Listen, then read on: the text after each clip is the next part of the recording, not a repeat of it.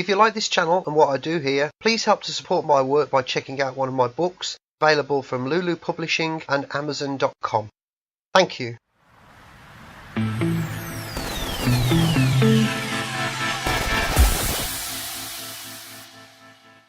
Hi folks, Carl James here from Electric Media Madness, joined again today by Andrew Johnson, good friend and fellow alternative knowledge researcher. How are you doing? Not too bad overall, Carl. I'm glad we're able to do this again. Yes, very much so. Yeah. Before we get going, I just want to remind people, if they want to check out Andrew's work, two principal websites, checktheevidence.com and cvpandemicinvestigation.com. Huge amount of highly detailed and meticulously researched data there. We're very much worth taking the time to check out. It's and it's relevant to what we're going to be talking about tonight as well. But it might sound a bit strange. You know, we do these things, we talk about science fiction, but it's something that we share an interest in. Another series this time is Babylon 5. We're going to be looking at 3 episodes. The finale of season 2, Fall of Night, the finale of season 3, Zahadun, and a wonderful little episode, a very dark episode actually, but a fascinating episode from season 4 called Intersections in Real Time. A great title, really good title for an episode that is. But anyway, and whereas in our previous video we were talking about the plot and how it pertains to things that you and I have researched and things like that, and just of the general world of being an alternative knowledge researcher, this is much more not so much about the story, but it's much more about the themes and the sort of generic ideas, the metaphors and that kind of thing. And there's some incredible dialogue in it, which we're going to go through as well. So yeah, unless there's anything else to say at that point, we may as well jump. The other thing I wanted to say as well, first of all, hopefully we will get into some of it in this video, but if we do run short of time, there is another video on my channel, Electric Media Madness, which I've done recently, In the Weeds, episode 3, I think it is, which is Babylon 5, The Truth Revealed, and I kind of go into a lot more of the generic themes overall of the series. J. Michael Straczynski. One of the things that I find really fascinating about Babylon 5 is I'm interested in the auteur television and filmmaking, so people that really very much take the lead with the TV show. And whereas we talked about Star Trek Voyager being, we can't always nail down exactly who wrote what, this show you very much can. It's J. Michael Straczynski's baby. He wrote most of the episodes. You know, he was a showrunner. He was, you know, so if there's anybody to blame, it's him. You know, or to give the credit to, as it were. But yeah, sorry, go on, Andrew. Yeah. No, I was just going to really sort of say that it is more the themes that we're talking about, and I think you know, if you consider some of the concepts in Voyager sort of highbrow, then I think in Babylon 5 it's higher brow even than that. Some of it, certainly a couple of things that we're probably going to mention in this discussion, which are kind of very highbrow really, and kind of make me think, well, I'm surprised that was in there really, because I didn't really think there were that many people thinking like that, writing TV scripts or TV shows. But we'll come on to that anyway. Yeah. I mean, I principally took away from this 2 or 3 overarching themes to a lot of the series. One is this idea of control and conformity, and this sort of these powers that be working. And that's actually another thing, but I'll come to that in a second. This idea of, on Earth you have this this agenda that's moving forward, this conspiracy, and you have a deposed president who was assassinated, taken over by this dictatorial chap, President Clark, who's formed like the Ministry of Peace, the Ministry of Truth, the Night Watch. I mean, all of these things are cribbed from things like Orwell's 1984 and themes from things like The Prisoner and Blake Seven and stuff like that. J. Michael Straczynski was a big fan of those types of shows. So you've got that kind of thing going on, and you see the characters in the universe very much battling against that and trying to sort of say, no, this is wrong. This is a takeover. It's not, you're taking our freedom away. And then you have another theme of much more above that is these very sort of in the shadows, powerful entities, these, you know, whatever they are. I mean, in the case of this series, it's the Shadows and the Vorlons, who are manipulating things, manipulating everybody across the field for thousands of years. And you could either look upon that on the level of the way the world, as we know it in this world, where you have these elite types who are sort of lording over the masses and controlling the money and the power structures and all that kind of thing, governments and everything.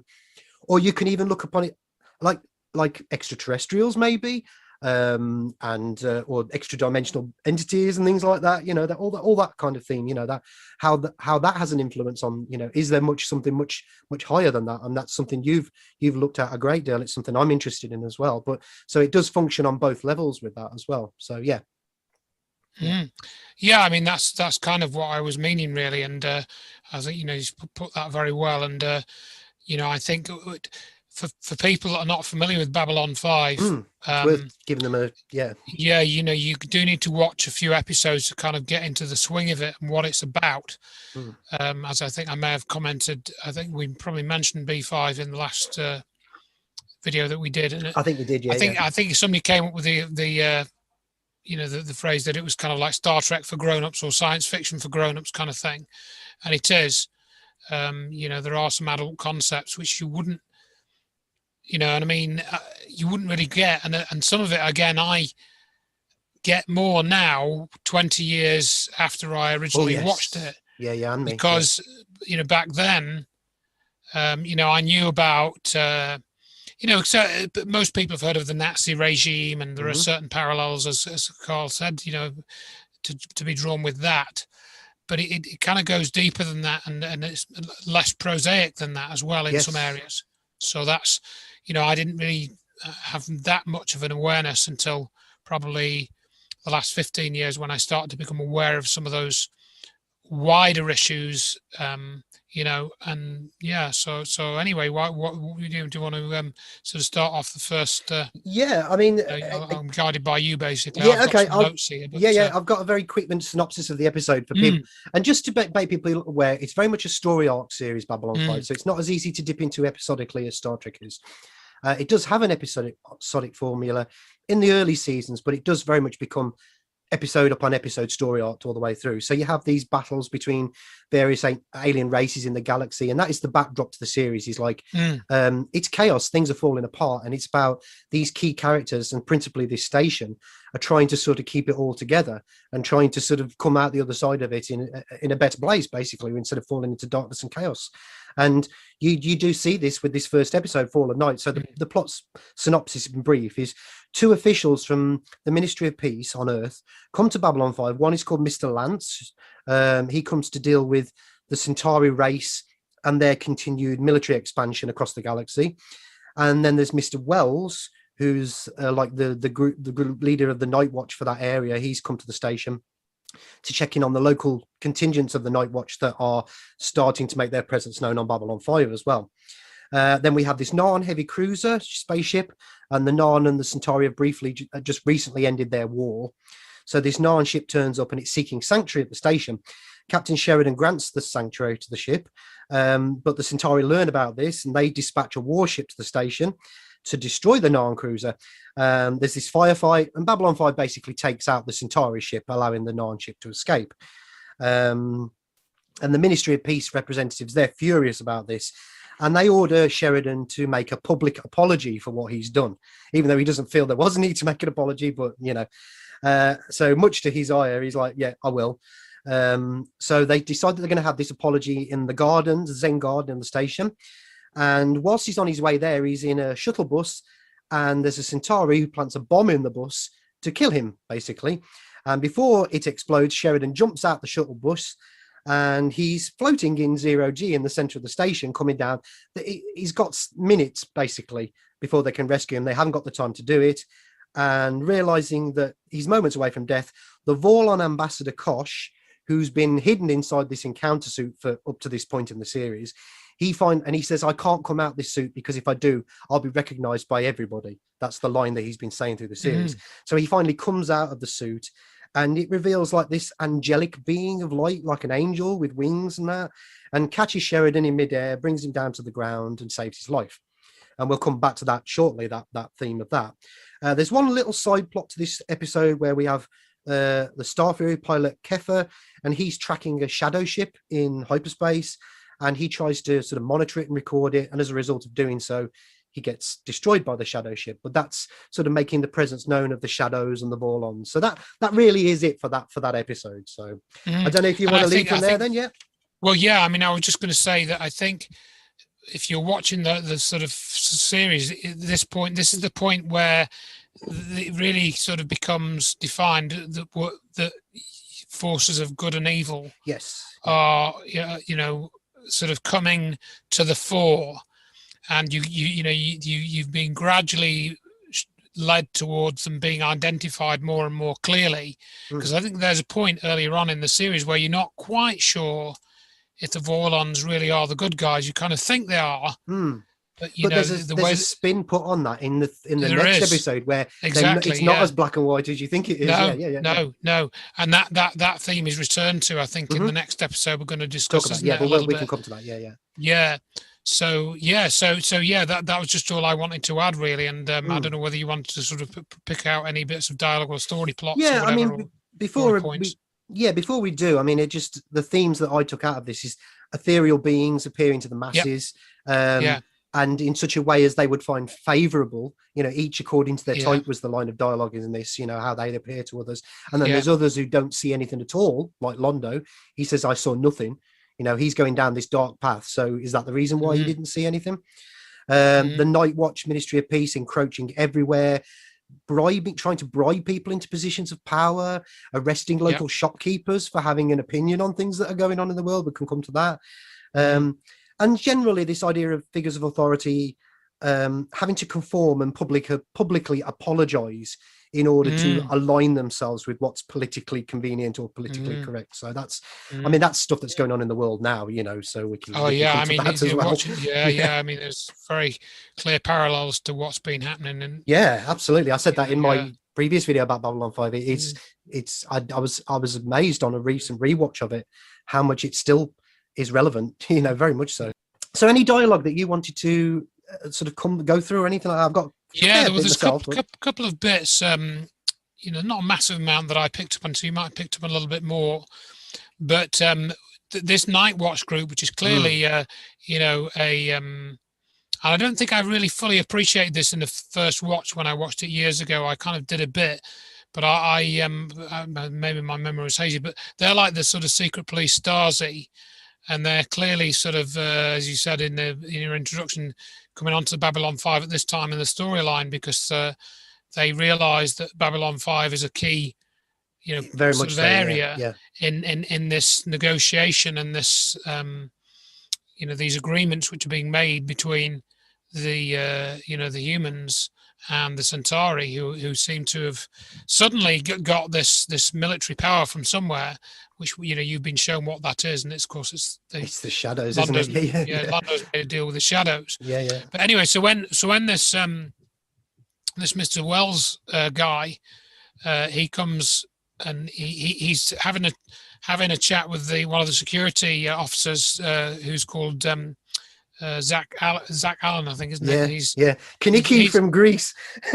He played Kaniki in Greece for those Did people. Did he? I didn't know that. Many years ago, And and this Wells guy says that sedition comes in small packages as well as large ones. You know. And I think the really key line that I picked out when he's talking to Zach Allen, where he's sort of saying, well, look, we know that you don't really like spying on people because that's not what you're about. You just want to keep order. You don't really bother what people are doing unless, they're smashing the place up or, interfering with others or going around shooting people. Other than that, you don't really care, because that's, that's what the ordinary police are like. They just want the ordinary police in the UK and in the US and other similar countries. All they want to do is just let you get on with your life. And if you causing trouble, smashing somebody's windows in, or you're breaking something, or you're smashing up property. A proper criminal intent, proper criminal intent, etc. And the key line he said was, this Wells guy, the secret police guy, who essentially that's what he is how can we tell the innocent bystanders from the real troublemakers unless we are kept informed? So he's making the argument that they need to keep tabs on people in case they're terrorists, basically, which of course was what the Patriot Act was for in absolutely 2001. And the Terrorism Act in the UK in 2000. That was really, to me, what that line was describing.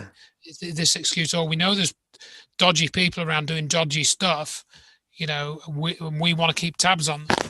And of course, the way that Zach Allen, the security guy, the way he's backed into a corner. And I mean, he's a smart enough guy, but he's not that smart. He's only sort of regular. Yeah, I mean, he does get it eventually, but in the Yeah. series. But obviously, at this point, yeah. But he doesn't have the sort of intellectual comeback to say, "Hang on a minute, that's we're not going to be secret police. We're just keeping order." He doesn't come back with that, and he also gets backed into a corner that he has to fess up that he knew this guy who's been, told. He's been saying bad mouthing the new president, or whatever, on the new regime. He knew about that, but he didn't really care, and he didn't bother writing it down or anything. So he essentially gets wrapped over the knuckles by this Wells guy in front of all the rest of his staff, saying, "Oh, you've been a naughty boy, haven't you? Because you haven't kept tabs on people." And I think this is probably how they do it in the police. They'll have a group of them. Mm-hmm. And they'll say, this is what you should be doing, and if you're not doing it, you're not doing your job properly. Yeah, that whole scene is quite well engineered. It reminded me of the sort of NLP stuff and the unconscious bias training that they do now in so many, in the media and the police and NGO groups and all that kind of stuff. Yeah. And it was interesting watching the other people in the meeting. They were all kind of sitting there very quietly looking at him. It's like this the conformity, the idea of the group, the group think. So watching him very, very intently to see where he's going to go with this, Zach Allen. And it makes him uncomfortable as well, doesn't it? It does, yeah. He's very uncomfortable. So it's very well, sort of choreographed scene and very well played by all the actors. Sorry, go on. I was just saying, when you stop and think about these things and the subtleties, it is good how the directors directed and the actors have acted it and the script is, and it works. You can. It's like it's real. It's very. That's the thing about Babylon 5. Generally, it's got probably more realism to it than a lot of the other science fiction. As you were saying in the intro, a bit like Blake 7, there was elements of that which had a gritty realism to them.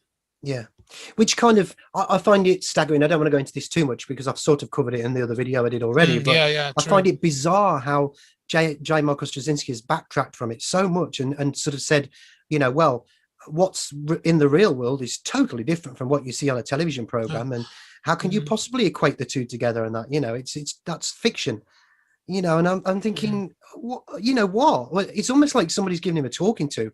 Or he's, but I these things are relevant because one of the things that I took from it was, if I can find it in my notes, just bear with me a second, is when that meeting you were talking about, and Mr. Wells says to him, potentially disloyal acts on the part of a store owner, one Mr. Xavier Darabuto and all that. And Zach says, well, he just thought that the new regulations on the imports were a little bit nuts. But I don't think and then he kind of just jumps in, Wells does, and he says, like you say, sedition comes in small packages as well as large ones. Now, perhaps this store owner is nothing more than a vaguely dissatisfied citizen. That's right. How can we tell the real troublemakers from the innocent bystanders when we're not informed? And he says, well, I thought we could exercise our own discretion. He goes, of course you can. But it exists to protect people from misinformation and harmful ideas. And I was thinking, but for the grace of God, that's today. That's people informing on people for staying open with their businesses and during the lockdown and that, we've seen it happen. The police have turned up to shops and, well, it's my right. It's my inalienable human rights to run my business. You can't shut me down. And they say, well, we've had a report from and you're thinking that's the, somebody down the street has shot them. It's crazy. Yeah. And it is. And I mean, it's even crazier than the scenario in the Babylon 5 episode, because what's happened now is just by the act of opening, you don't have to say anything or do anything. Yeah. Just by the act of opening. So it's even more crazy, Yeah. And the little coda to this episode as well is at the end of the episode, you see the local night watch arrest him, put the shutters down on the shop and put up this board, this poster thing, which, let me see if I can find what pending it says allegations of sedition. Yeah. And I thought, wow, you couldn't write these. Well, somebody did, but and years before as well. I mean, naturally, these things have always gone on in history, you know, to Yeah. varying degrees and various Yeah. parts Yeah. of the Yeah. world and that. So, I mean, history is cyclic, you know, but I think with this one, it's I think, you know, just to go down the rabbit hole for a moment or two, is just that I think what bothers me about all of this more than anything else is you always, with any historical event that's ever happened, it's always been like located to a specific part of the world and that's it. I think I might be wrong in thinking this, but this is, to my knowledge, is the first time when this has been global. So what's going on Yeah. here? There's nowhere to run and hide from it. Wherever you go, you've got the same, you know. I know there are states in America that are fighting it, and certainly, you know, but it's pretty much a global thing. I mean, the other thing that he says in that conversation is those ideas can be very subtle. You might not recognize them. So, you know, he's sort of saying, well, you know, I'm smarter than you, and I know what's a harmful idea, you know, and you might not. So I'm telling you, that's why you need to spy on people, because some of those ideas might be harmful. Yeah. You know, and of course, this is put people in the fear state. And what I was also thinking while you were just saying there is, well, when we watch this, of course, we're rooting for people like Zach Allen and, you know, the people that are being targeted. Yeah. But people watching this now, are anybody thinking that this, you know, Wells' character is the one they should be rooting for, and that he is the one that, you know, is in the right for proposing that these people should be, you know, removed from their, you know, jobs or positions without any evidence and interrogated, you know. Yeah. And the scary thing is, I don't want to be overly dramatic about this, but the scary thing is we live in a world now where so many people would conform with that thinking of the Night Watch. They would be, like you say, they would be aligning themselves with Mr. Wells' thinking. Now, keep everybody safe and all this clap, you know. Yeah, and then you know, it's I mean, thankfully, there are still, you know, a lot of people. I mean, it's been so. I've lost a lot of hope, you know, in the last year. But you know, there's moments where I have been so, you know, just generically as a human being, I have been so proud of the people that I have seen on the streets of London and things like that, you know, and the work you've done and so many other people have done. I mean, it could go on and on, all the different people we could mention here, you know. True. It's amazing. It really is. It just makes me so proud to think that there's these people, and to think, you know, common sense and you know, logic and all that isn't dead yet. And I think, you know, on that point there, I think it'd be interesting to know if you were able to do it and look at all those people who are like us and say, no, this is wrong, what's going on, you know, in various different ways. How many of them are Babylon 5 fans, you know, or watched it, or watched things like Babylon 5, or have read books that explore similar themes? You know, what sort of percentage would that be? Would it be a high percentage, or is it just kind of not significant? I'd be quite interested to. I would be, to find that out. You know, whether it's just something that's innate in people, and it hasn't really been, you know, affected much by the existence of things like Babylon 5 or Blake 7 or whatever it is, you know, because I think for some reason, people like you and I, we identify with these themes that we're talking about very, very strongly. And, you know, it's unclear why, you know, we do, because it's not as if you and I lived through, for example, the Second World War. Well, that's it, exactly. You know? And we've not seen that level of tyranny in our lifetime. You know, no. I mean, maybe it all comes from, you know, being aware of things like, you know, the nuclear threat of the 1970s and 1980s, which of course we did grow up with to a greater or lesser degree, and becoming aware of why that threat existed. We became aware of some of that because of. But I really wasn't, though. I was, it didn't really register with me when I was young. So that I know, understand what you're saying, but for me, even that wasn't. Apply to, okay. I think I was alive at the time, but I was very much sort of. It wasn't something that I was aware that of. You paid attention. Yeah. I think for me, it is principally because of the fact that I've read, you know, a lot of sort of dictatorial dystopian science fiction and watched a lot of things like that. But also, what's worth mentioning as well, actually, and I don't know what kind of, you know, the exact detail of the studies that he did, but I mean, I have a lot of questions about the chap myself anyway, Aldous Huxley. Sooner or later, you have to bring in an element of persuasion, an element of getting people to consent to what is happening to them. the nature of the ultimate revolution with which we are now faced is precisely this, that we are in process of developing a whole series of techniques which will enable the controlling oligarchy, who have always existed and presumably always will exist, to get people actually to love their servitude. This is, seems to me, the ultimate in malevolent revolution, shall we say, to think about these other methods of control, these non-violent methods. And I'm inclined to think that the scientific dictatorships of the future, and I think there are going to be scientific dictatorships in many parts of the world, will be probably a good deal nearer to the Brave New World pattern than to the 1984 pattern. They will be a good deal nearer, not because of any humanitarian qualms in the scientific dictators, but simply because the Brave New World pattern is probably a good deal more efficient than the other. That if you can get people to consent to the state of affairs in which they are living, the state of servitude, the state of having their differences ironed out and being made amenable to mass production methods on the social level, if you can do this, then you are likely to have a much more stable and much more lasting society, a much more easily controllable society than you would if you were relying wholly on clubs and firing squads and concentration camps.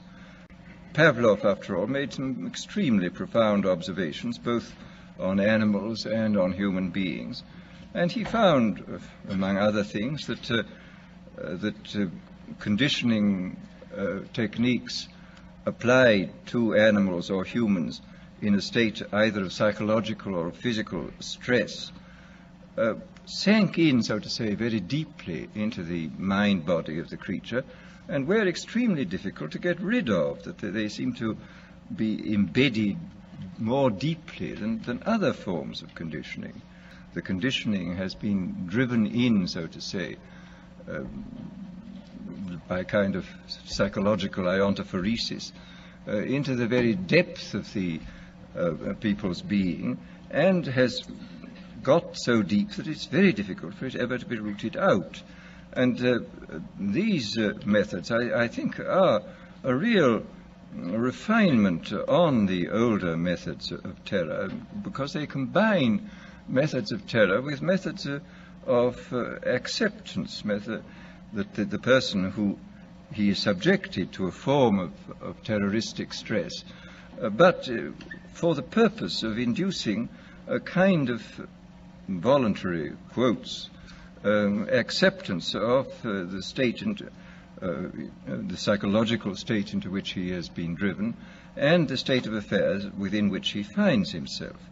The percentage of people who can be hypnotized with the utmost facility, just like that, is about 20%. That about a corresponding number at the other end of the scale are very, very difficult or almost impossible to hypnotize, and that in between there lies a large mass of people who can, with more or less difficulty, be hypnotized, that they can gradually be, if you work hard enough at it, be got into the hypnotic state. The other end of the scale, you've got another roughly 25% of people who are just, the way their brains are wired, and I'm assuming I'm one of those people, and you are as well, is that you just seem to just recognize these things when they come around, and it just, this instinctive feeling of just something's not right here. And then you obviously go further than that and research it and gather evidence and all that kind of thing. What some people would call nonconformists, I suppose, but I think it's much deeper than that. But then he said you've got this great big swathe of 50% of people in the middle or more, that it's so easy to just nudge them one way or the other. And if the prevailing voices in the world, the mainstream media and all that, they're the loudest and they're the ones that get heard the most, this 50% in the middle just go that way. So I think these people that we talk about, the people who are aware of these things going on and that, I think maybe it's that as well. There's just something about the way certain people are wired, it's just, yeah, in their makeup, just in their is that a genetic thing? Is that sort of like an Akashic record type thing? I don't know. I just don't know. Well, you can relate it to various things like past life experiences, or various things like that. But it's hard to put your finger on sometimes, isn't it? So, but it would be fascinating. You're right. It'd be fascinating to find out whether people do, whether that plays into it as well. Yeah. I know whether it's just sort of basic human conscience and a sense of, right and wrong, and a moral compass, which apparently can be disrupted very easily, substantially. Absolutely, But we'll talk probably a bit more about that as we come into the next episode that we're going to discuss. But so just I'd written down a few more things. Yeah, absolutely. In relation to because we talked about you talked about the the scene with Sheridan falling out of the tram or jumping out of the tram and was in sort of semi-weightless thing coming to his peril, and the Vorlon, etc., being the angel and stuff.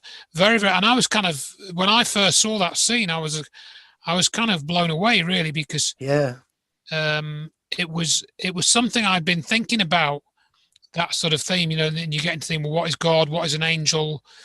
Are there forces at work in the universe which are non-corporeal, or have an ability to use their bodies very differently to the way that we use our bodies, these sort of semi-physical and non-physical beings. And really, this idea of the Vorlon in that scene essentially shows that the Vorlons are not corporeal beings, or at least that's right. Not totally. And that time, this isn't like in Star Trek where you get this non-corporeal being for one episode, it takes over the crew member and then forces him to take the Enterprise to another planet. It's not like that. Kosh has been there for, I think, almost two series by then, hasn't he? He's always been a bit enigmatic and mysterious. So you're actually, you get this sense that this Kosh alien has been there, and sort of enigmatically. But now it's shown to you that this is a very different type of being. It's a very different type of alien. It's not a Dalek. It's not. It's not an evil being in a robotic thing, and it's not meant to look like a robot either, is he? No. It's an encounter suit. It's almost organic looking anyway. It is, and that is brought out as and well. I think the ships are organic as well. I think the ships are organic. Yeah, I mean, I was going to mention that later on. I was going to mention that, and that comes up in the next episode a bit. Yeah, and so that whole theme of Kosh being a non-corporeal being, and this idea that they're actually one of the gods, and this god is inside this suit, and he's interacting with all these aliens and with Sheridan and Sinclair in the earlier series and so forth. That whole concept, kind of think, wow, that's a really, really interesting concept. That he's put that in the storyline, and that's, I think, what lifts it from being highbrow to kind of very highbrow, I suppose you might say. And that whole idea, as you said in the introduction, of them, the being appearing differently to each of the alien races that seizes it. So what's that about? What that is another highbrow concept, that people can see the same thing and perceive it totally differently, and that's made very, very clear in the storyline at all. Well, they call them the names of their gods, don't they? They're Trishala and the Drazi one, and that, and whose light fills the world. This religious icon that they've got. They think they've seen the face of God, their God, basically. So where did he get that concept from? I think that was the first time I'd seen that concept sort of written into any science fiction, and you then get into this idea of consciousness, and, as I say, non-corporeal beings, and this idea of them interacting with us and this sort of thing, and being even sort of caring about us, and maybe they're not actually caring about us as much as we might think. And and then the bit I wanted to mention was a scene towards the end of that episode where Delenn and Sheridan are discussing what happened, and saying, "Oh yeah, everyone's talking about it." Yeah, I've got it here. And, go on. And Delenn says, Delenn's obviously pretty clued in, because it seems like the Minbari are a bit more advanced, a bit of an older I race, think aren't they? they allied themselves with the Vorlons They in the did. last war, so they've obviously some history there, and That's it. that So you kind of get to thing, learn that in the story arc. Yeah, So yeah. the Minbari are corporeal beings, and in fact, one of the plot lines in one of the other episodes is that the reason why they stopped attacking the Earth, Yeah, because they found that Minbari's souls were being reborn in human yeah, they're bodies. migrating out of the species and being reborn. Yeah. Yeah, I mean, it's wow, great stuff, isn't it? Yeah, Well, yeah, I thought, bloody hell, that's yeah. pretty Yeah, highbrow stuff, that's and proper that's esoteric stuff. That is, isn't it? it is indeed, yeah.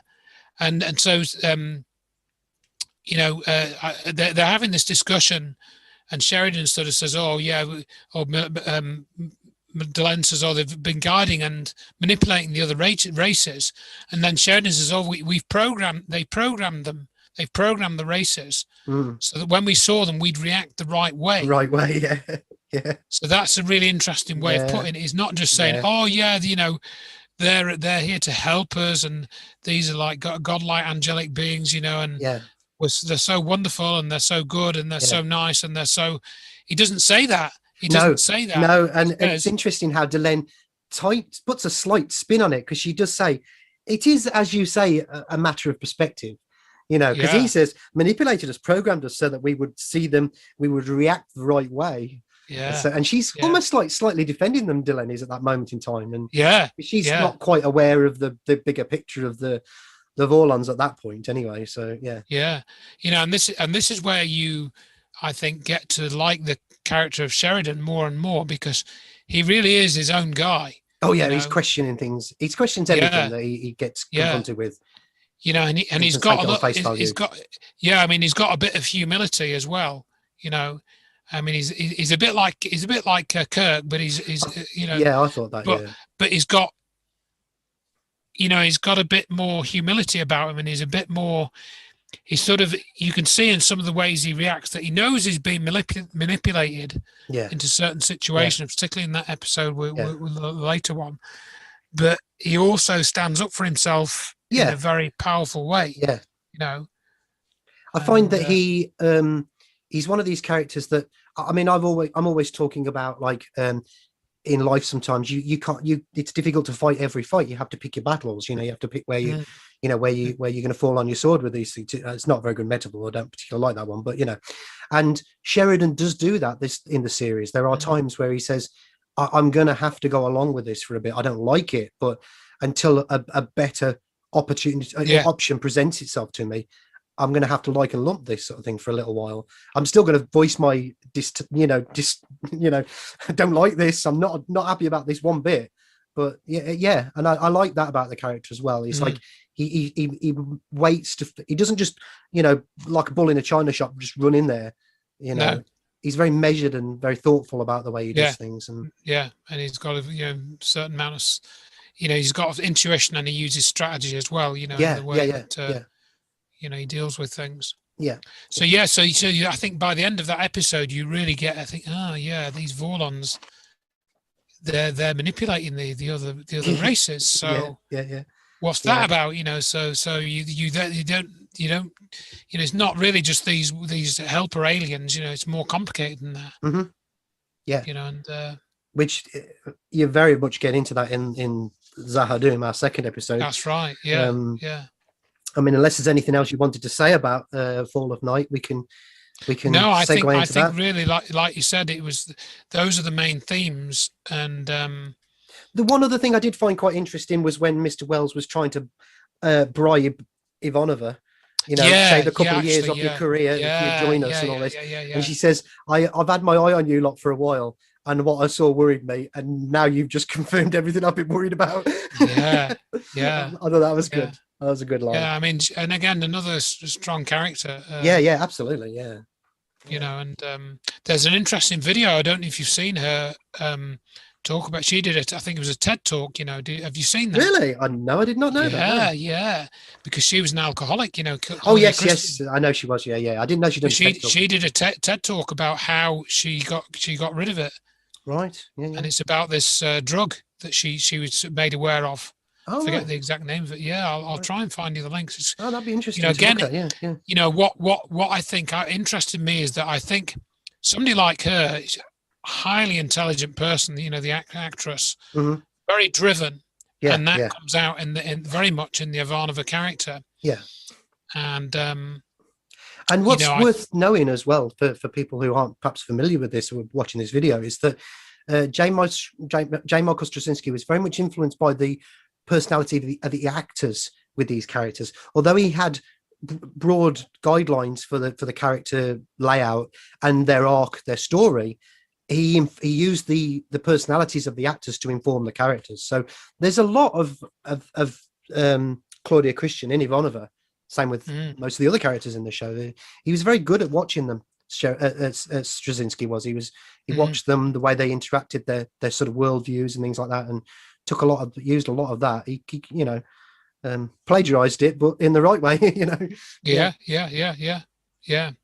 Yeah. So that I noticed that scene as well, and again, it was, she demonstrated that she was a strong person who was basically loyal to Sheridan. Yeah, and they were both, on the righteous side, so to speak. Yeah, absolutely. Yeah.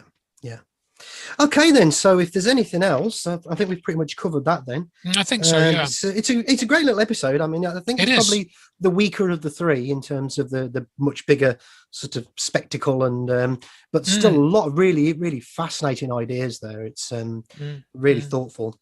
So Zahadun, this was a biggie. I mean, even outside of the context of how we're looking at these episodes, just from a Babylon 5 fan perspective, sci-fi perspective, this was the biggie. This episode was in the story of the entire story arc of the series. I remember at the time being a buyer of various science fiction magazines and that, and everyone was trying to get spoilers on it, and they thought, because they knew the title episode was Zahadun, and everybody thought, oh, this is going to be this great big space battle between the shadows and and it's not that at all. This is a really quiet episode. And it's a big info dump on the whole notion of the shadows and the Vorlons. It really just drops the game as it is, lays it out for you there. So it does, right there. So just a quick synopsis on this one. Then we have Anna Sheridan, the believed to be dead wife of John Sheridan, and he's been trying to get over her death a couple of years before. She just suddenly turns up alive on Babylon 5, and she tells Sheridan that she's actually been on Zahadun, the homeworld of the shadows, the powerful and ancient race of the series. He knew that she went there initially. He thought she died when the ship exploded, but then Mr. Morden turned up earlier in the series, so that raised the question of whether she might actually be alive or not. Certainly he was interested in how it is that Mr. Morden was alive, but his wife was dead, so that was something that played through that. But Anna gives Sheridan an ultimatum, basically, and she says to him, come back with her to Zahadun or never know what happened to her while she was there. So he agrees to go, but there are some little twists in the story there with that. Like carried a couple of nuclear bombs on the White Star with him just in case he goes wrong,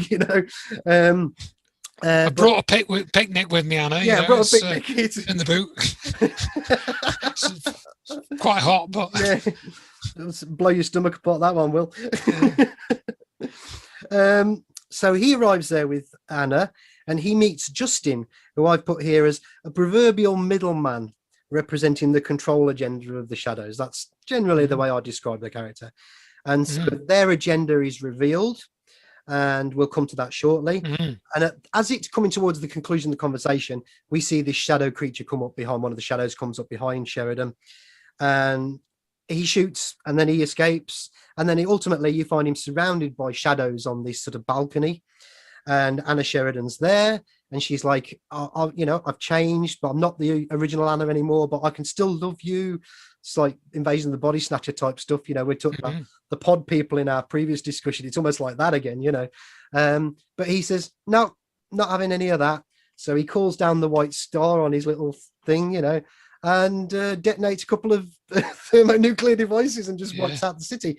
But before he does that, he jumps into this great big giant hole, this black pit. And I've got some thoughts on that imagery, the abyss and all that kind of thing as well, but which is underneath the city. And that's where the episode ends. So my themes for this one were really the powerful forces, the Vorlons of the shadows, manipulating and controlling the masses behind the scenes. We've said about that. this could be taken as a metaphor for the various cabals of human elite types of the world. I did said about this in my previous video. There's a lot of researchers that do believe that there's a tug of war behind the scenes of the, you know, the global agenda, for want of a better way of putting it, as I always call it, in this world. And I almost like, if I was to look at the world, I would say it was almost like what we saw in the world after 9/11 was the shadows, and what we're seeing in the world now is the Vorlons. You know, order, control, stay inside, behave yourself, be a good little kid, you know, behave your parents. Where post 9/11, it was just chaos, war everywhere, you know, let's just, the whole world. So I almost do see that in society sometimes. You know, it's almost like there are shifting power structures sometimes in the world, you know, with their agendas. They all generally tend to agree on the same things, you know, control the masses, control the, you know, but they've got different ideas on how to go about it sometimes. But that's neither here nor there. But that was a thought I had with it then. And to extend that idea as well, we talked about these controlling forces, you know, whether that would be ETs, extra dimensional entities, that sort of stuff. So yeah, shaping our, you know, and it's almost like energetic consciousness as well. You know, I've talked about that in many of my talks, and that this idea of energy and consciousness, and the Vorlons are very much like that as well, aren't they? In their how they are, how they take form, and all that. Oh yeah. So yeah, so that's my thoughts on that then. So if you want to lead the way then. Yeah, I mean, it is a very sort of taut episode, and the you know, this whole thing of his wife materializing on the station, you kind of think, well, how did she get there and stuff, you know? Yeah. That's not explained. But what I think was interesting was thinking about the idea that they know that Sheridan is a key player in everything that's going on. So, you know, he's not portrayed as any type of messiah or anything like that. But you know, you then the other of these themes that comes in to the storyline at various points with several of the characters is this idea of destiny, and, you know, are people destined to participate in certain events? Absolutely. And I want, you know, and I want to reference Wilbert Smith, you know, well, both with that concept, because that's something he talked about in the 1950s. And I've talked about that in some of the talks that I've done. He actually said in his 1958 address, people come here to participate in certain events. And that theme is very much brought out in the storyline with the characters participating in, you know, huge sort of cosmic scale events, you know. Yeah. And they have a role, and that I think is particularly played out in this episode, both with Sheridan and Delenn, and I suppose, you know, the darker characters like Morden and Anna Sheridan, and also Garibaldi as well. At the end, you learn the episode what happens to him. So this idea of people, you know, being in a certain point in time in history to play a role, you know, that I think is a key concept in this whole story arc, but particularly in this episode, even more strongly, perhaps. And also there's, you know, the sort of backstories that are revealed, like Delenn knows what happened to Anna Sheridan, but she hasn't told Sheridan. She only told him a bit. That's right. Yeah. Because you know, they were worried that Sheridan would try and go to Zahadun, and do stuff, you know, and he's furious, you know. She confronts him. They have this conversation. He says, "What, you knew and you didn't tell me?" And she's furious. So again, Sheridan sort of knows that he's being manipulated, but I think quite quickly he realizes that Delaney's doing it for good reason. She's not trying to, you know. It's because the stakes are much higher, aren't they? Than just it's not just about the woman he loved. You know, it's about Delenn knows a bit more about. Yeah, I mean, Delenn knows a bit more about the bigger picture than Sheridan does. Yeah, and she herself regrets, you know, that she's caught in it in the way that she is, because she's in love with Sheridan. Yeah, and that I think it also comes out very well in the story. It does, yeah. And then the other thing about how they find the Zahadum homeworld, you know, that's quite an interesting little turn of the plot. Yeah, I've forgotten about that one. Because, and they say, because Anna Sheridan, you know, they're having this, Sheridan and his wife are having this conversation. So how did you get to Zahadum? And he says, well, you know, it was basically through a black program. She doesn't call it that, but she gets involved in a black program because they found this alien ship buried on Mars. Nobody knew what the heck it was, and they take pieces off it, and then they plant a tracking device on it, and they follow it back to the homeworld, and so she says it's like the greatest archaeological this race they've never heard of. They've discovered this new race, and they go back to the homeworld, and that's where she goes. And what she says is she's under strict orders from Earth Force. I was going to say New Technologies Division to keep this top secret. Now, this was what's this? What I thought she was an archaeologist. That's what he said. So what's this New Technologies Division? They wouldn't be looking out for alien technology and trying to reverse engineer it. Well, all I can say is. Foreign Technologies Division and Colonel Corso and Roswell, I mean, I know by 95, I think that Roswell book was just about out, and I think Corso had been speaking publicly for several years before 95. So I don't know whether I think he was necessarily told of any secret information. He probably was just reading some of the literature that was about at the time. I thought I'd be interested to know about the time of when some of that information came out. I mean, the Alien Autopsy film came out in 96, I think. So I think this episode would have aired in 96. But what I'm really driving at is that we're both interested in what's. No, it aired before that. I think. Yeah. But I mean, of course, there were rumours of crashes. The sort of right from when it happened, actually, from the early 50s. So I suppose what I'm interested in is how much Straczynski would have read and been interested in. Well, that's certainly something that I touched on in my previous video when I talked about this. I mean, he was friends with Bryce Zabel, who collaborated with Richard Dolan. And you and I. But did that come out? But what's the timescale on that though? That's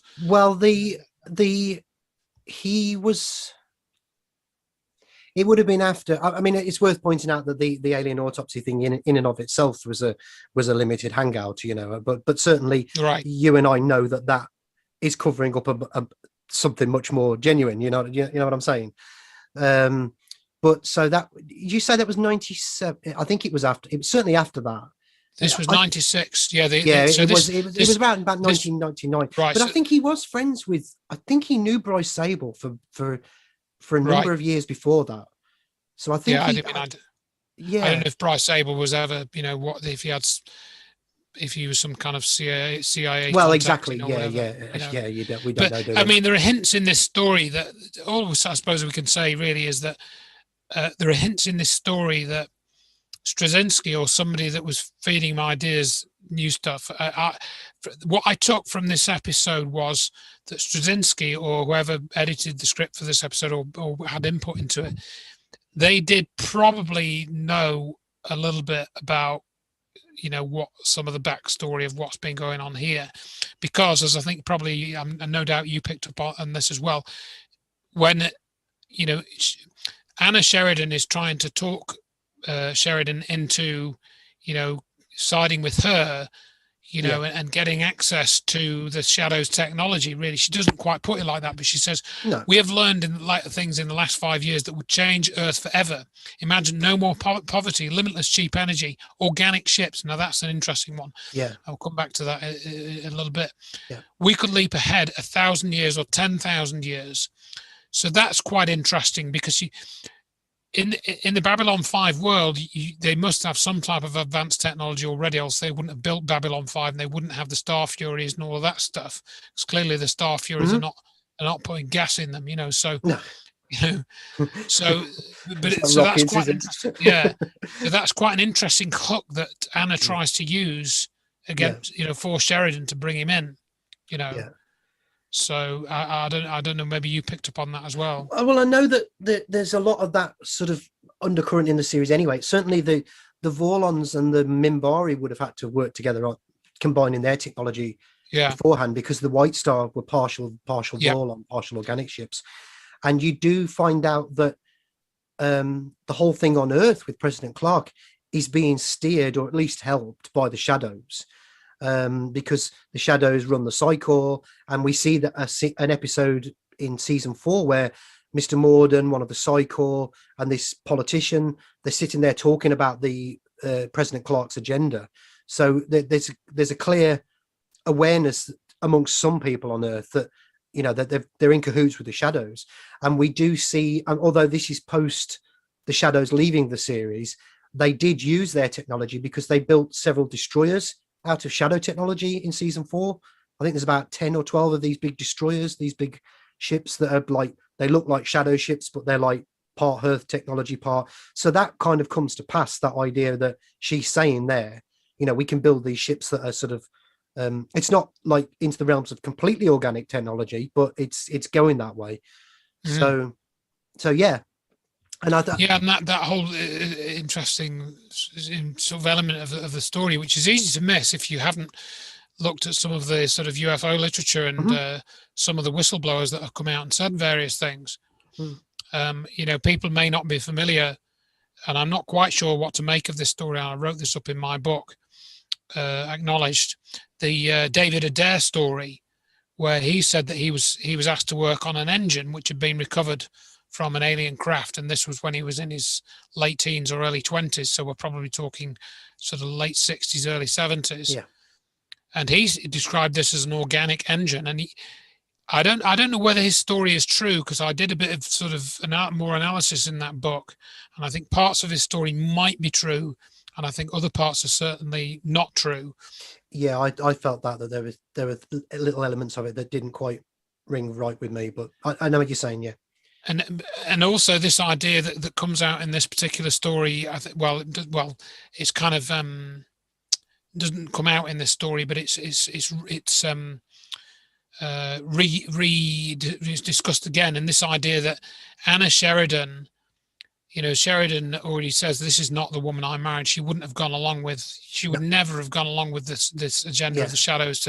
She would never have tried to come here and sort of seduce me into coming back. She wouldn't have done that. She wasn't like that. And of course, she's behaving. She doesn't know what's wrong. You know. Then it turns out in this scene that she's been put in one of those ships. Yeah. And she's which made her the way she was. Yeah. Yeah. She's had something plugged into her neck. You know. And then you get into what you alluded to a couple of minutes ago, where these telepaths are being used to control the ships, you know. And I remember an earlier episode with this Bester, who's this head of the Psi Corps, played by Walter Koenig, sorry, from Chekhov in Star Trek. And he finds out something that he's not. I mean, he's an evil character anyway. Oh yeah. But he talks about these people, these telepaths that have been picked up from somewhere, being weapons components. Yes, they're described on a manifest as weapons components, and they're actually these telepaths that have been, you know, either held in, say, stasis or something, or imprisoned, or put in a container in poor conditions or something. So you know, you're led to this idea of these ships being controlled by the power of thought. And then we're back to 1950 and Wilbert Smith's memo. Yeah. So, and that was released in 1979. So, and I suppose it had been, there were other series. I mean, I think that Flight of the Navigator, the Disney film, right? I think that ship was controlled by, you know, his brain, wasn't it, or something? His patterns or something. I do think that there is a precedent for it, but I don't know how much it parallels with what we're talking about, the UFO ET connection. But I do know that some of the like, you know, the Blavatsky stuff, the theosophical stuff, you know, John Carter Mars and things like that, and the Lemuria legends and all that kind of thing. I know there was, you know, the Vril stuff, the Vrilya stuff. There is an element of that, of telepathic connection to technology and making it work. So I mean, some of that stuff is dated from like late 19th century written literature, so some of the earlier science fiction actually, but I don't imagine that it was particularly well known, that literature. I don't think it was particularly well read anyway. No. It's only been in recent years that it's been, you know, I suppose that Straczynski, again, he's probably well read, so he's probably familiar with a lot of that stuff. I imagine he got a lot of that from that, but again, it's one of those highbrow concepts that they develop a race of telepaths in you know, the Babylon 5 universe, but they're used by the Shadows, or the Shadow ships are controlled by the power of thought. And the fact that when they get in these ships, they are essentially, you know, somehow changed. And she doesn't even realize it until because I think in that conversation they have, in this scene with Morden and Justin and Anna, this Justin guy says that, let's see. I think I might have the dialogue, yeah. Yeah. There's something about you never quite whole again, but you do as you're told. Is that the bit? No, I was thinking that he says, I don't know if I wrote down the exact line, that we had a discussion with Anna, but she made the wrong decision. Yeah, she chose poorly. Yeah. She chose poorly or something. Yeah, I forget the exact phrase. And they coerced her into, to going along with them. I mean, what's worth mentioning as well is that the Vorlons actually created the telepaths as weapons to fight, to be able to disable and hold back the shadow organic. So that's the other side of that sort of element of thought, being able to control organic technology. As he said, why do you think that certifiable telepaths came out of nowhere 100 years ago? They created telepaths on 100 wheels to use as cannon fodder for the next war. So that's another element of it. But yeah, and that again was very interesting, the way that was put into the storyline, that telepathy was engineered to a degree, or enhanced, within the human race, and that's an interesting concept as well, and this touches on something that Lloyd Pye said about the Anunnaki, and he said that they created, not just him, but of course it came out of the Sitchin books, and I think some of this is probably true. I don't know how much, but Lloyd Pye, pointed out the abilities of autistic people that are severely autistic. Wow! And the way that they can, they can just look at a piece of music and play it instantly, or they can look at a scene of a city and then for 1 minute, and then they can paint the whole city, over 4 or 5 hours in very accurate detail, And Kim Peek, who was the inspiration for Rain Man, he can memorize 95% of a telephone directory in an hour or something, like hundreds of thousands of numbers, and he can remember them all. And so this gives you an insight into what the human brain is actually capable of, when it's rewired slightly. Yes. Yeah. And Lloyd Pye made the argument that he thinks that what the alien race did is they deliberately downgraded us so we wouldn't have their mental capacity, or mental abilities or psychic abilities, perhaps. And that again is, what's sort of alluded to in this story, which I thought was really interesting. Yeah, I've always maintained that I've got no solid evidence of it, but I've always maintained that I think there was a point in time where humanity had far more in the way of easily usable, readily available, accessible, commonplace psychic abilities, telepathy, telekinesis, all that kind of thing. I don't, who can say why that has... I still think it's there. I mean, maybe it's not used, that we've become sort of like... it's like a muscle that doesn't get exercised, yeah. But I think there's more to it than that as well, like you say. Yeah, and I mean, again, these themes are not exactly new in science fiction, or no, of course not. In other genres, but I immediately think of the Tomorrow People from the 1970s, probably a bit before your time. But I was very taken with that series when that was on in the I've rewatched it. It was a bit I was a bit young, but I have watched it in more recent years. Yeah. I mean, it was it was a kids' show more than anything, and I think it was sort of fairly cheaply made, but. Had some good ideas in it, though. Yeah. Oh yeah, absolutely, it did. And I read the books, and I read the books, and I watched all the episodes, and I was a big fan of that show.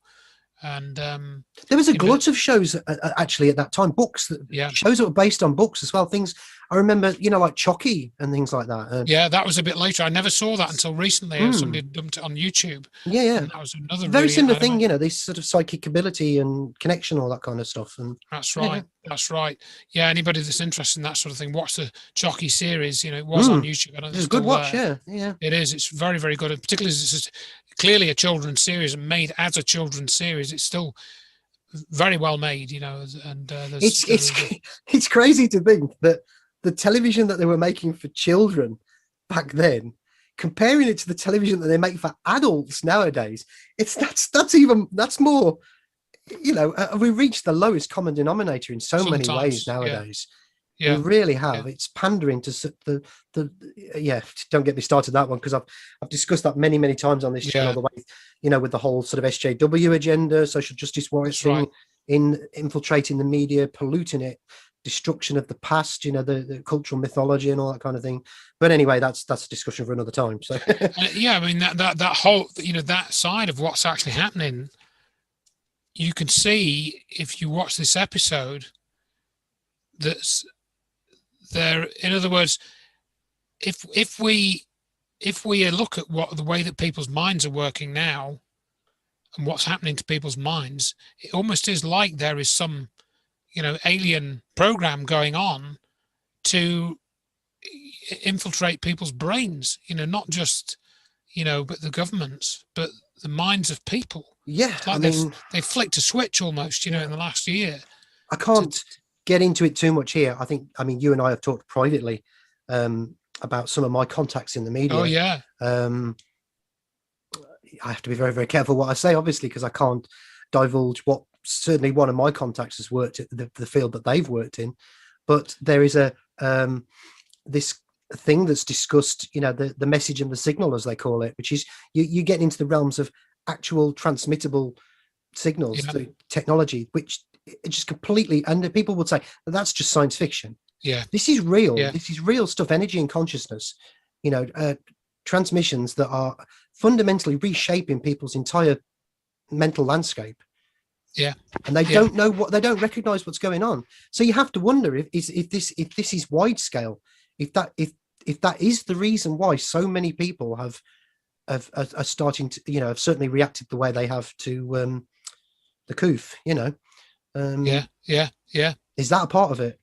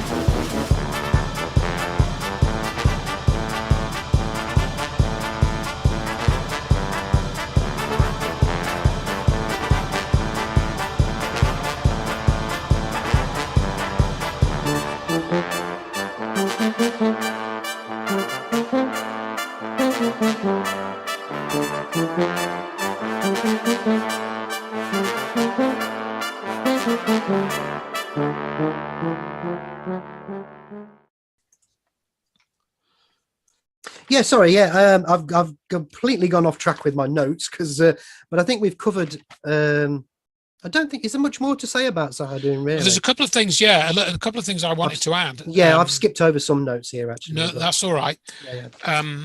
Because they're talking about this is good because the shadows reveal their agenda. Oh yes, the agenda, of course. Yeah. And I think what became clear to me is that you kind of think you get on their side a little bit, because they're just saying, well, we're only doing what the Vorlons are doing, but, we're just doing it for different reasons, and they talk about wanting to promote conflict, so that the races will grow and evolve and become stronger.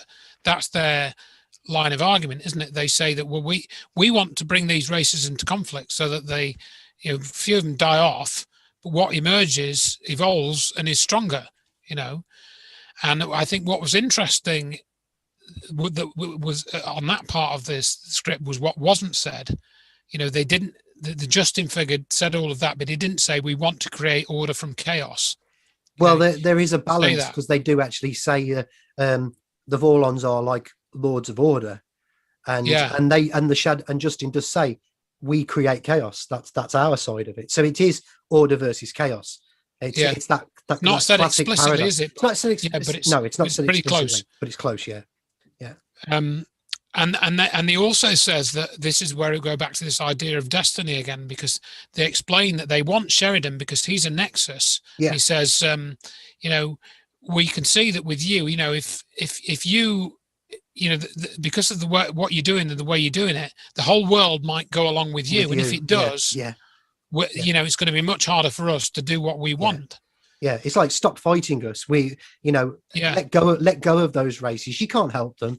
Evolution will be served, he says, which in itself is a bit of a weird one, the way he puts that. But it's like, let them die off. You can be the one. You can be riding out of this stronger, better. Riding on top, sort of thing. At the next war. Yeah.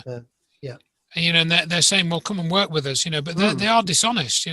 That's the thing, that they're ultimately deceptive in what they say, because they present Anna as being... Well, that's the lie. They present her as being the same Anna that he's always known, and she isn't. Yeah. You could say it's a lie of omission, but it's still a lie. Yeah, we're actually, Anna, I'm sorry you're not, because we coerced you. Yeah. So they're lying, and I think they are lying, yeah. That I think is, are the Vorlons lying as well? Well, I suppose maybe you could say the Vorlons are lying. Yeah, but you can see that the Shadows have a darker agenda. They don't really want to help anybody. They're just out for themselves. Whereas the Vorlons, I think they do want to help people. They're not particularly interested in, getting anything out of the humans. I don't know. I mean, I not to be contrary or anything like that, but I've always taken it away from it as, this is not to say that the Vorlons aren't, got this higher goal in mind and all that. But I think ultimately they see a status quo that they want to maintain. So therefore they use the younger races to keep that status quo the way it is. They don't want the order. They don't want the chaos. They just want the balance, that, obviously they want to be right, on the moral high ground compared to the Shadows, but they don't want to turn everything upside down and that. They just, and they also lied in as much as they never told all the other races that they'd created telepaths and things like that as weapons to fight the Shadows. So they didn't know that until the Shadows told them. So I kind of see it as 6 of one and half a dozen of the other. That's my perspective on it anyway. Yeah. I agree, and I just think, I don't know, I suppose because of the people we are, we know, that the Vorlons are manipulating the humans as well, but they seem to be doing it for better reasons than the Shadows are. Yeah, I would agree with that. Yeah, I would say that there's more of a nobility to it. There's more of a noble is a good word. It's a more noble kind of position that they have. You know. But yeah, I think just what was said at the end of that episode before the closing credits, where Jakar, who's the Narn character, that's a great piece of narration, isn't it? That is, yeah. It is, and he says, and how they close the series, I suppose, there is a greater darkness than the one we fight. It is the darkness of a soul that has lost its way. Now that is. Is darkness of a soul that has lost its way. Think about that, everybody. The war we fight is not against powers and principalities, it is against chaos and despair.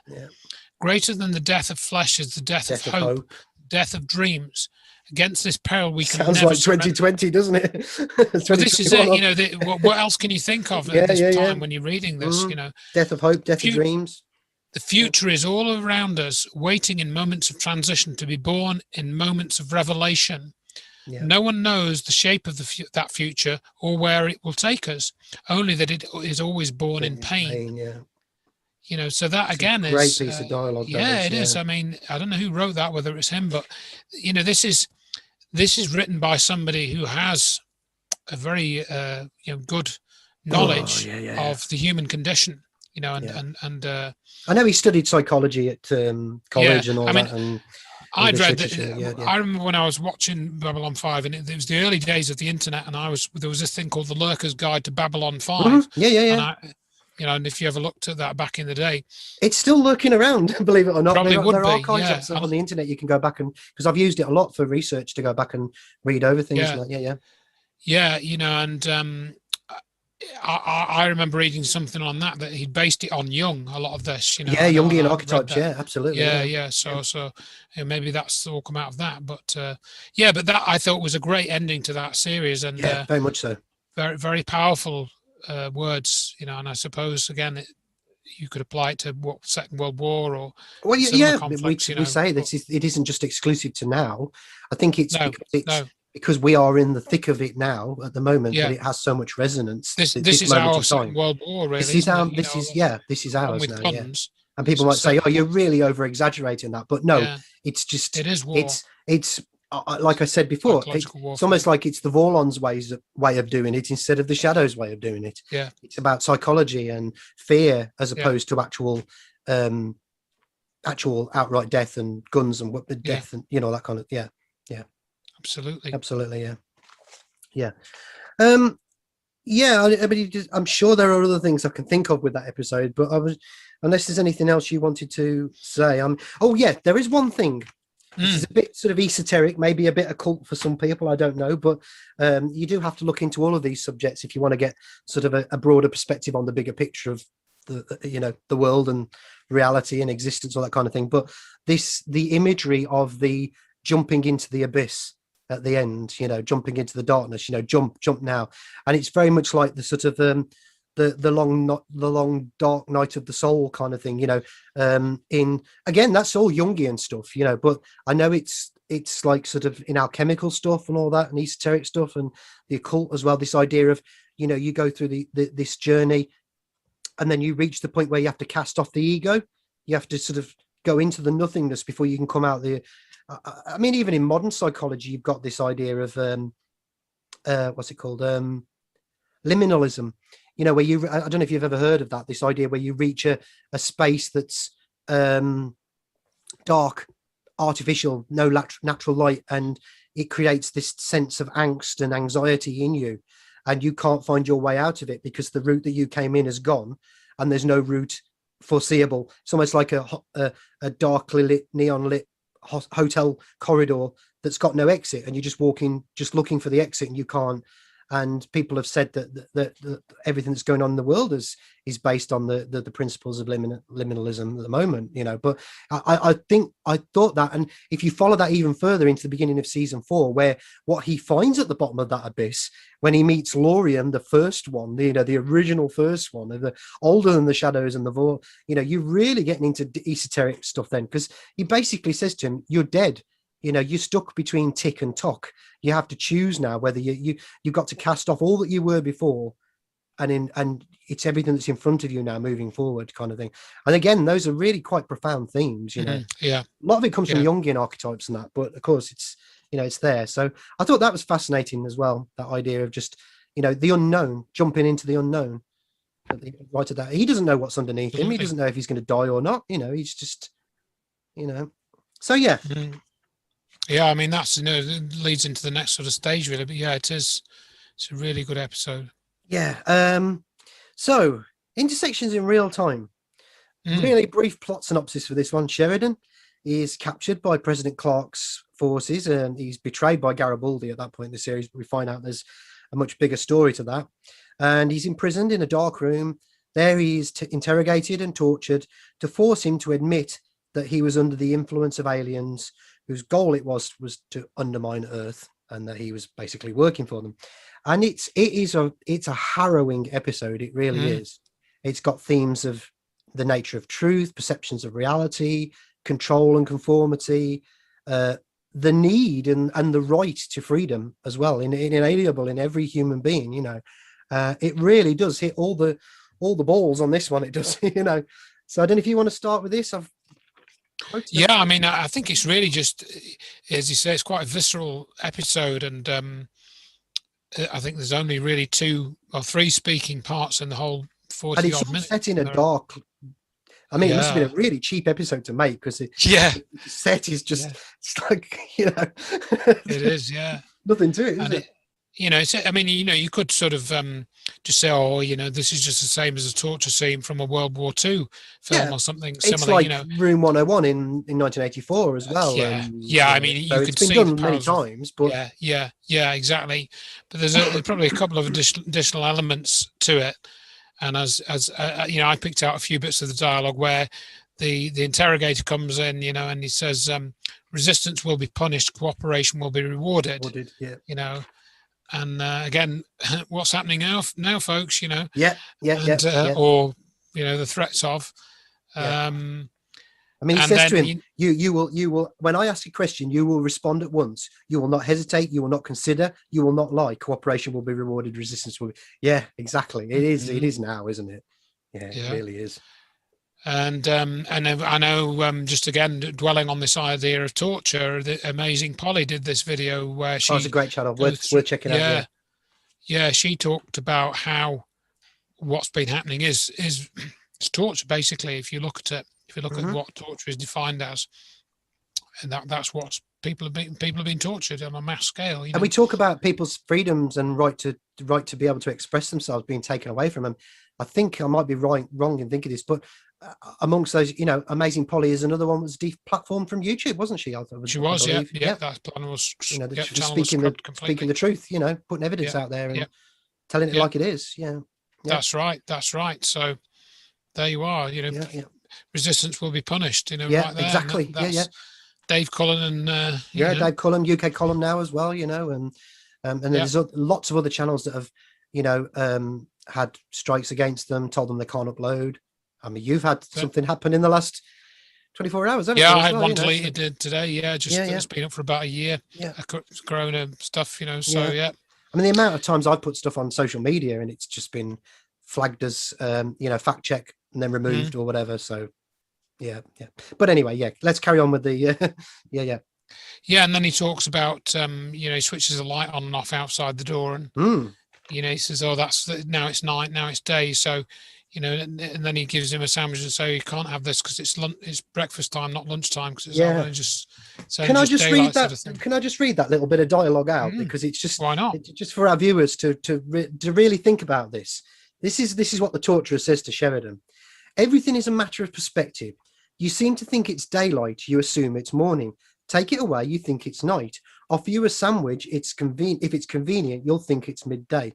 The truth is fluid, the truth is subjective. In here, it's lunchtime if you and I decide that it is. The truth is something that you believe it is to be, and other times what you decide it to be. My task is to make you to decide to believe differently. And when that happens, the world will remake itself before your very eyes. It all depends on what you believe and what other people tell you to believe. That's fucking good stuff, excuse my language. It really is. It really is. Yeah. And I think, you know, it kind of is like that. But then I thought about that and I thought, yeah, he's kind of right. But then I thought, actually, if you look at the scene that Sheridan is in, the interrogator is controlling much of Sheridan's reality because he's in prison. Yeah. So, you know, although he says that, and in some ways it's true, but in the circumstances it's not true because he's in control of Sheridan's reality. Yeah. So, you know, it's him that switched the light on and off. It wasn't Sheridan that decided it. No. Sheridan's reality is still very much what he wants it to be. Although he really goes through the gamut of it and questions it. But we will come to one of my absolute favorite lines, and I carry this through my life with me. I will come to it shortly, but I won't spoil it now at this point, but it's a fantastic line. He reasserts his reality at the end and says, you know, whatever you do to me, you know, and that's great. That really is, you know. But I'm kind of thinking about that Outer Limits episode, you know, controlled experiment, you know, it's almost like that. The parameters are being controlled by it. I mean, of course, there's that classic episode, The Twilight Zone, as well. You know, the power goes out in the street and they think it's all Yeah, Monsters and it of turns out Monsters of Maple Street. Yeah, absolutely. Yeah, I don't know why I forgot that's one of my favorites. I've got Freudian slip there with the title on it, but yeah, but that's another example. It's externally controlled. You think you've got control over the circumstances, but so no, but you're right. Yeah, it is the torturer that's doing this. I don't think he's even got a name in the episode, has he? I think he's just. No, I don't think he has a name. He's just the interrogator, isn't he? Yeah. And in one sense, he makes a sort of slightly different point, and you can see that in some ways, what he says is true, because he then talks about Sheridan fighting them in Bari, but then so they were the enemy, but then later on they're the friends, Yeah. Because he asks him at one point if you've ever been influenced by people, and he says no, and he says, really? He says, I can't possibly, are you that far detached from the world? We're all influenced. You're in the office and someone's in a bad mood. Pretty much everyone's in a bad mood, and he's right. But I think the point that Sheridan was trying to make is not on the level that you're employing. Of course, we're all influenced on a day-to-day basis, but ultimately we have our own. We have our line that we don't cross. We have our point where, this is very much me. This is not what other people have made me believe or think or whatever. There's a point where it comes down to a basic right or wrong choice. I'm not going along with that because it's wrong, or I'm going along with that because it's right. And that's so. Yeah. Sorry, go on. Yeah, and that Sheridan isn't really given a chance to respond, and of course, no, he isn't. No. Yes, your situation changes, and what we thought 15 years ago was true, 20 years ago was true. We absolutely. no longer understand it as being true because we've got new information. That's right. Yeah. Sheridan isn't given a chance to respond, and so that's not developed. So I think, it's worth remembering that though what it said there is true, that your truth changes. The truth changes. Oh, truth very much is fluid in that respect. Yeah, absolutely. But really, it's because what you believed before wasn't actually true because you didn't have full information. Yeah. So you only thought it was true. Yeah. And Sheridan does this in the whole series, because first off, when you see him, he's very much against them in Bari. He fought them in the war and that. But then through information, through knowledge, he learned that the reason why they ended the war was because the souls were migrated into humans and that. He also has encounters, he meets Delenn and he encounters her and sees her way of. So, his knowledge of, and also he gets the story of the bigger picture with the shadows as well. So he has more information. So he can't have that position anymore then at that point, because he's moved into a new territory in terms of what he knows, hasn't he? So his truth has changed. Then he was wrong before, and now he knows differently. Yeah. So you got to, can't just think of it on one level, really. No. Why, again, you sort of into pretty highbrow concepts that a lot of people don't think about. So. No. But it does play on that on the Room 101 thing and other things that we've talked about. The lines like you have no rights, there's no courtroom here, no tribunals, no attorneys. That was the one. No justice, no mercy, no fairness, no hope, no last minute escape. You will walk through that door when you confess, and not 1 second before. And it's great stuff. It puts the hairs up on the back, and you've almost got these like the prisoner-esque type moments as well, where they bring the Drazi prisoner in, and you think he's being tortured as well. And he says to him, Sheridan says to him, I know that you feel like they've won, but as long as they don't break you inside, they can't win. You bend, but you don't break. The ones that have done this to you, they're the ones that are broken. You can fight this, you can refuse, you can say, the moment you surrender, you become expendable. We're all afraid, but don't give them what they want. And you really feel for this Drazi, and you feel for Sheridan as well. And then at the end of the episode, when they say to Sheridan, right, this is it now, you're going to die. And they take him out on this gurney and they take him into another room, and you see a figure there with like a black cowl on, a hood and all that. The executioner, you think, because it's that kind of imagery. And then they just like turn the bed into like a desk, and then another one. It's all started over again. And he pulls the hood off, and it's the Drazi. And he's just like, smirks at him. It's really like almost like The Prisoner, twisted perceptions of reality. Yeah. The games they're playing with him, you know, everything is a matter of perspective. You know, it's. I think what I took from that outburst of the interrogator is he kind of reveals his true, you know, attitude, really. I mean, he's not Sheridan. He sort of tries to pretend that he's there to help Sheridan. You know, he's just got to get this confession, and you know, I can save your life. But then he says, no, actually, it's got nothing to do. You know, there are no rights, etc. As you said, and so that reveals the true agenda, that this is a dark agenda. They don't. They're not interested in the truth. They're interested in their own, you know, aspirations. They just want to further their own agenda. They're not interested in anything else. But the twist of it, as again, I know we keep coming back to it, but it's like as what's going on in the world now, you know. And the interrogator or torturer, whatever you want to call him, he says to Sheridan, he says, "I'm not keeping you here.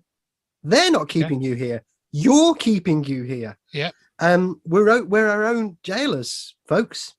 You know, we're as free as we want to be." And that really brings me to that, what I will just quickly say it, that bit of dialogue with Sheridan, because it's I remember the first time I ever saw it, and it's stuck in my mind all my life, and I use it as a mantra in life.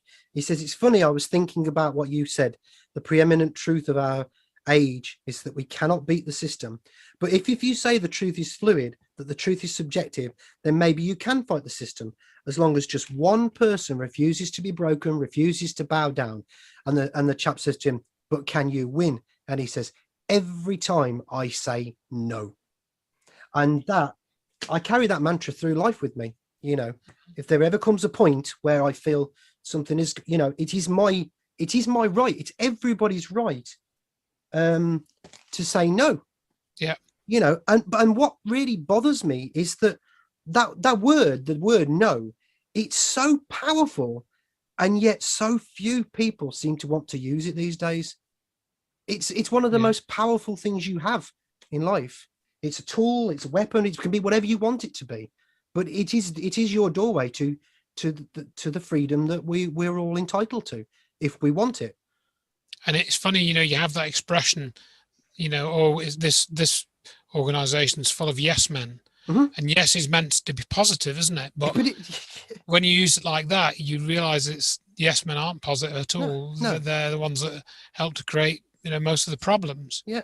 I mean, yes can be a good thing if you can help somebody, and it's within your power, and you say yes. It's context, of course, but it's a very different thing when it comes to, you know, that point of being able to say no is our you know, if you're a religious person, it's your God-given right. If you're secular, you know, it's your inalienable human rights. You know, it's whatever it needs. But we all have that right, whatever our perspective on the world. You know, we all have that right to say no. If we feel we're being compromised in any way, shape, or form, that, you know, that it's not on, you know, then that's. But yeah, it's great. It's a wonderful moment. It's one of my favorites, and you know, I really hold it up there in very, very high regard, that moment, because it's just it's so powerful. It's one of those real fantastic moments of anything I've ever watched in actual fact. You know, it's I mean, there's a couple of other lines in that as well, which are very potent, where he says, Sheridan says, "Oh, we're all afraid," and this is when he's talking to the Drazi. "We're all afraid. Don't give them what they want." Don't you know, give them what they want. You just have to say, "No, I won't," one more time, then they say yes, you will. Do. Yeah. That's all it is. That's all it is. It's a battle of wills. It really is. Just comes down to a battle of wills. It's how many more times are you willing to say no than they're willing to say, you know, "No, I won't," than they're willing to say yes, you will. And also outlined in part of the dialogue is why they go after prominent people. You know, like anybody that sticks up and says no. You know, the interrogator says to Sheridan, the problem is when a war hero, you know, you can substitute war hero for, you know, major celebrity or, you know, scientist or public figure of note. Yeah, you know, anybody who has the ability to reach people. Yeah. Right, starts believing certain things and saying certain things, the public listens. They figure maybe there's something to it. Your credibility has become a threat to their credibility, so one of them has to go. Yeah. And I wondered watching that episode if the interrogator himself had been threatened, because, or whether that was just fake emotion. And if he couldn't break Sheridan, he said he's expendable in the dialogue, didn't he? So whether he was then afraid that he was going to be killed off because he hadn't broken Sheridan, and that was where he was saying, well, if I admit that if you win this, I'm going to have to go. I mean, it could be a false empathy. I mean, certainly if you look, I mean, I've read a lot of psychology, and I'm not a degree carrying person or anything like that. Just an interest of mine. I've read a lot of psychology texts and things like that. I'm fascinated in the human mind, the way it works and that. And if you look at like the psychology of torture and things like that, it is quite a common thing that you have to, the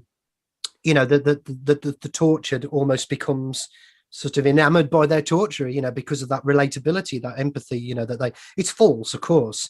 There's a goal behind it, it's to get what they want. But that's why we have this thing today of, it's about, do you want people to die, all this crap, is it, we're keeping you safe kind of, it's that emotional blackmail effectively, it's psychological. Psychological warfare effectively. Yeah Absolutely. And there's another interesting line near the end of that episode where he's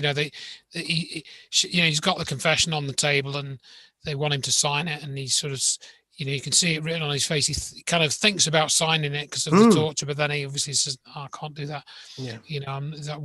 That's not, I'm not going to do it. And then the interrogator says, whether your confession is true or not doesn't matter, as long as they can sell it to the public. So again, they're not interested. No, that resonates with what we were talking in our previous video about bumping people off and things like that. It isn't always necessary to have that figure that actually, because he does say to him, it's better if we've got you out there, people can see you and you actually look like you mean it, when you confess and all that kind of thing. But we don't have to go down that route if necessary. Your image and your signature can be forged. We can even make it look like you're, but yeah.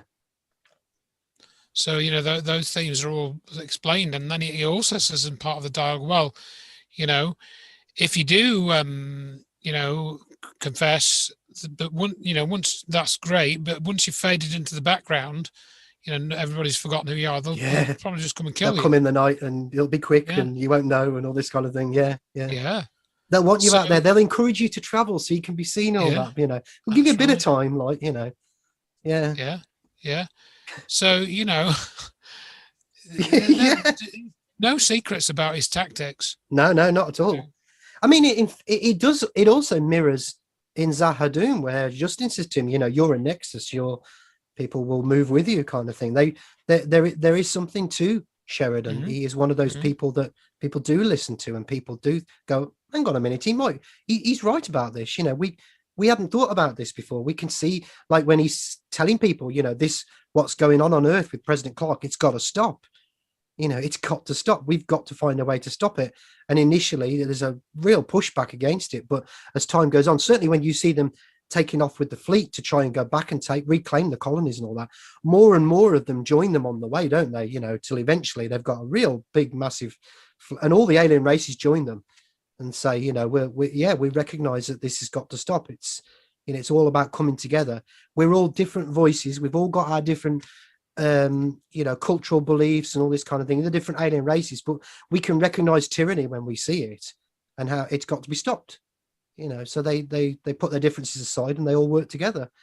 Good message. Yeah, absolutely. Yeah. So I think, is there anything else that we wanted to cover? No, I think we've come up with a lot of similar points. And I think we both agree that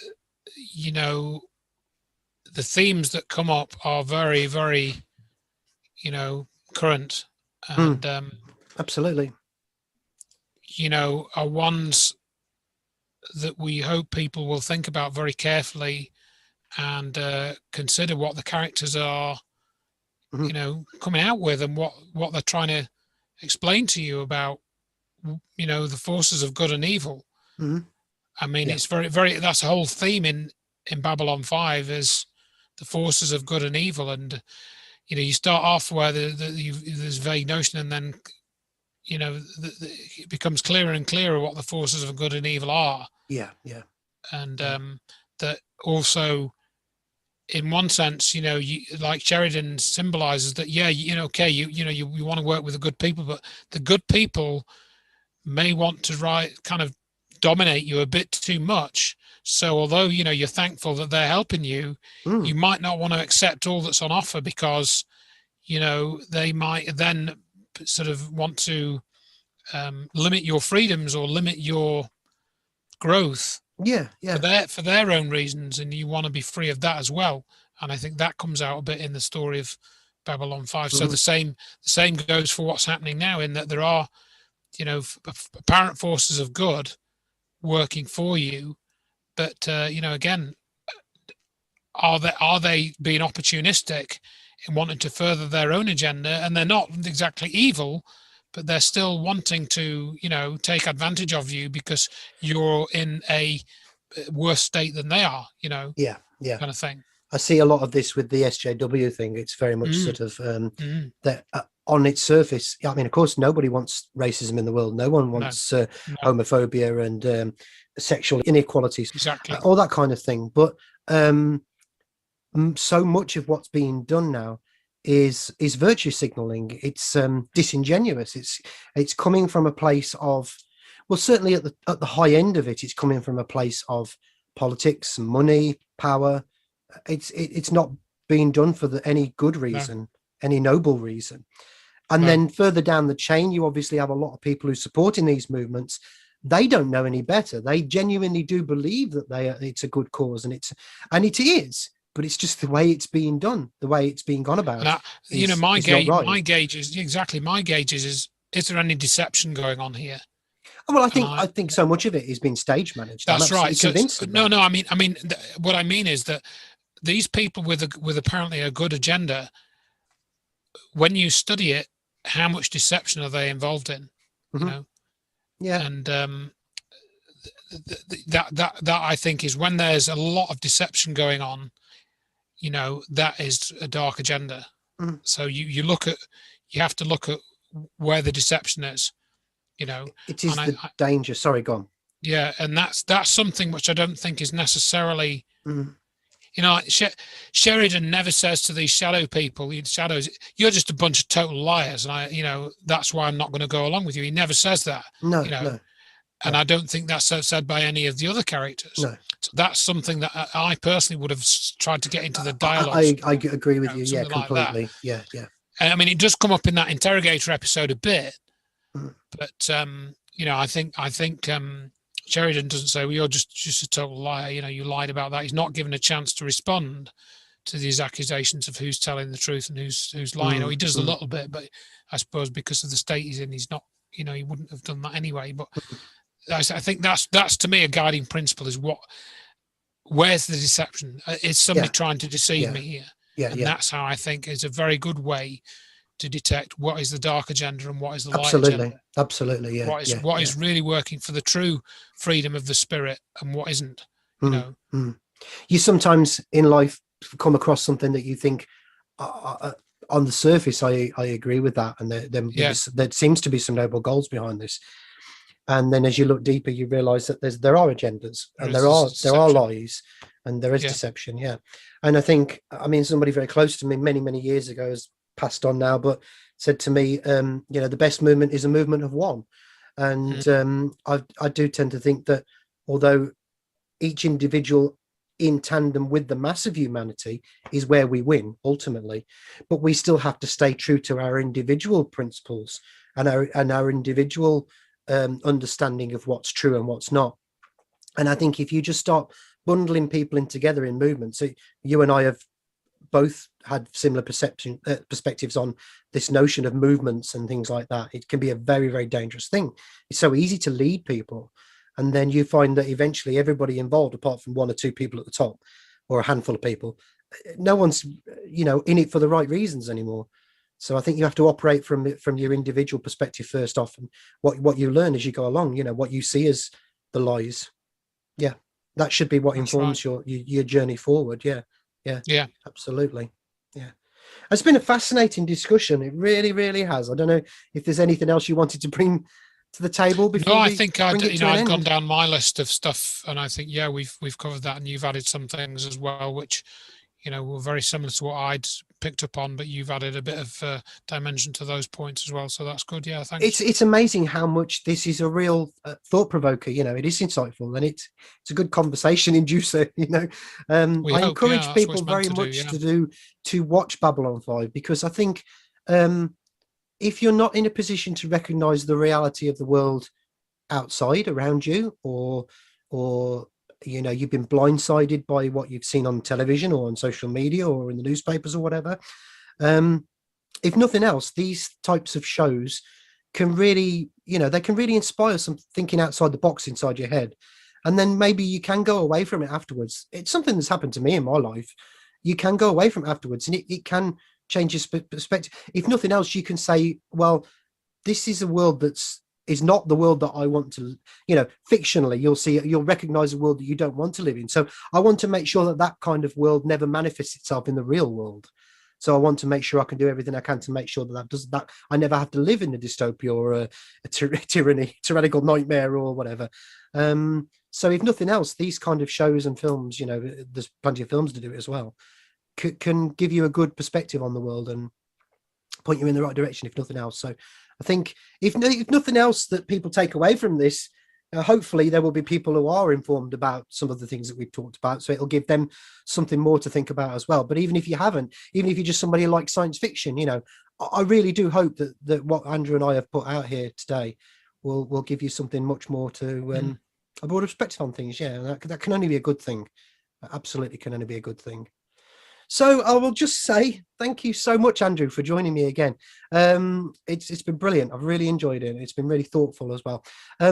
We did talk about doing some more. Hopefully we will. I mean, obviously you've got a lot going on at the moment, but whenever you're free, if you want to do some more, we can do some more of these, Carl. No problem. Yeah. Interesting to sort of go a bit deeper in some of the themes. Yeah. There's plenty of things that we can. I'm sure there's a list as long as my arm of things I can think about that we can pull out the hat and watch and talk about. So yeah. So I'll just say for now, thank you for yet again, after the last video we did, Andrew, we had a number of new subscribers coming to the channel, and views have gone up a bit. I really appreciate that. If you're watching this on Andrew's channel when it goes out, that's great, fantastic, great for support for Andrew. But if you're not, don't forget, there's also my channel as well. Well, it'll be there as well. Come over, and even if you just give it a thumb up or a click, so YouTube knows that it's been noted. So for now, I'll just say thank you so much. Hope you've enjoyed this. And you will see, and hopefully Andrew as well, very, very soon. Take care for now. Bye-bye.